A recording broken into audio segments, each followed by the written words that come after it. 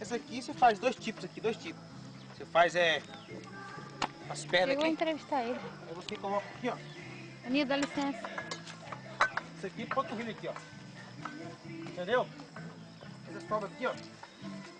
Tá bem pesado mesmo. Aqui tem uns 50 quilos mais ou menos. Aí você faz 3 séries de 25. Aí depois Olha a galinha lá de baixo. você abaixa aqui e faz 3 séries de 20. Deixa eu confirmar isso aqui. Aqui você faz 3 séries de 25, né? Aí desce aqui, ó. Entendeu? Aí vai isso aqui para panturrilha, já falei agora há pouco. Assim, ó. Esse aqui, ó.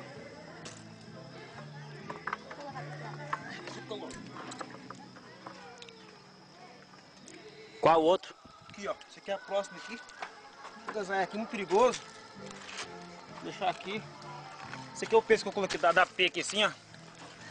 Tá tudo manual, tudo braçal. Pedra. Né? Essa pedra é muito pesada, né? Pesado. Deve pesar uns 50 quilos mais ou menos. Aí você faz aqui de peito aberto aqui, ó. Quantos quilos pesa essa pedra? 50 quilos mais ou menos. 50. Aí eu puxo no peito aqui, ó. É pra crescer os Isso peitos? aqui pra peito. Você faz 3 séries de 20. Né? Pra peito. 3 séries de 20, depois muda aqui. Fechado. Por dentro. Pra peito também. Esse aqui é pra peito também, ó. Quer dizer que você faz isso gratuito? Gratuito. Não precisa pagar pra fazer. E eu vim da cidade, né? Muito boa essa academia. Tá fazendo efeito. Qual o outro aparelho tem aí? Aqui, ó.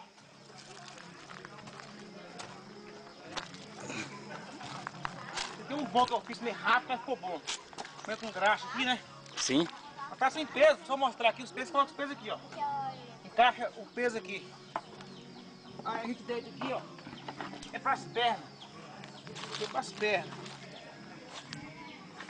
Coloquei mais ou menos aqui uns 100 kg mais ou menos de peso. Aí você sobe aqui, ó. 3 séries de 25.